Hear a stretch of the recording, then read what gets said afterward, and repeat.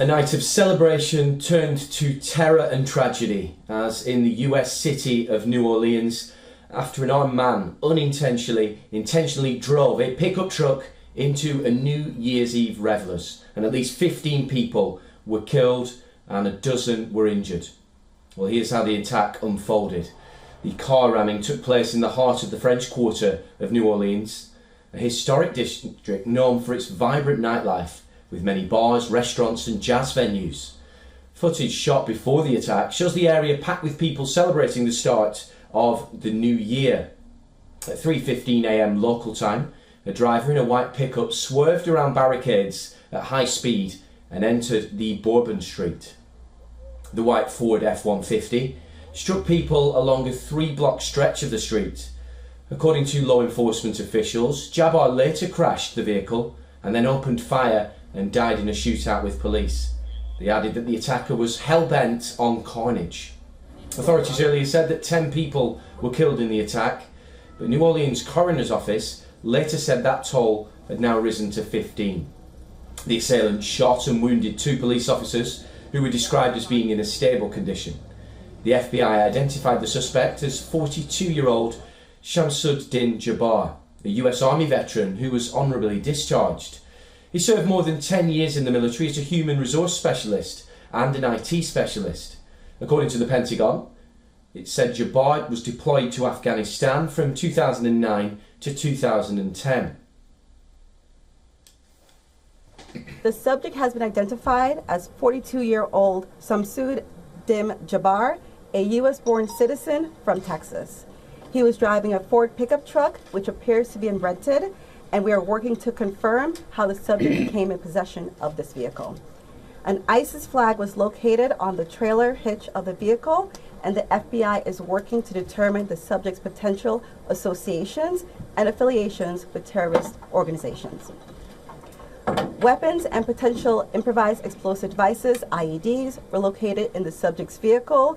Other potential IEDs were also located in the French Quarter. As of now, 2 IEDs have been found and rendered safe. The FBI said the pickup truck was flying a black flag of the Islamic State group and added that 2 homemade bombs were found and neutralized in the vehicle. Calling the attack an act of terror, the FBI also said that it believes the suspect may have not acted alone. We are working with our partners to investigate this as an act of terrorism. We're aggressively running down all of the leads to identify the possible subject's associates.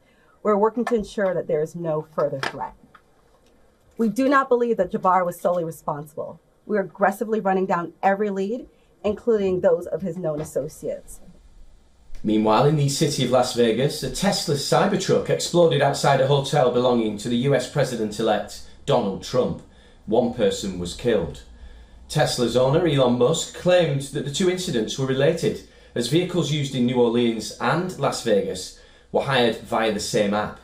President Joe Biden said that authorities are probing any possible connection between the 2 incidents. Additionally, we're tracking the explosion of a Cybertruck outside the Trump Hotel in Las Vegas. Law enforcement and the intelligence community are investigating this as well, including whether there's any possible connection with the attack in New Orleans. Thus far, there's nothing to report on that score at this time. US media started reporting that Jabbar had recorded several videos before the attack. In these videos, he discussed about joining ISIS and planning to kill his family. Reports citing law enforcement officials said that Jabbar had talked about his divorce and how he had at first planned to gather his family for a celebration with the intention of killing them. In another video, Jabbar added that he'd changed his plans and joined ISIS. He also referenced several dreams that he'd had about why he should be joining the terrorist group. US President Joe Biden said that he was informed about the videos by the FBI.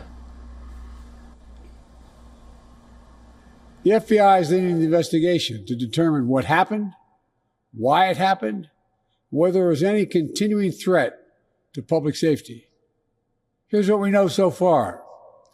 The FBI has reported to me the killer was an American citizen, born in Texas, He served in the United States Army on active duty for many years. He also served in the Army Reserve until a few years ago. The FBI also reported to me that mere hours before the attack, he posted videos on social media indicating that he was inspired by ISIS, expressing a desire to kill.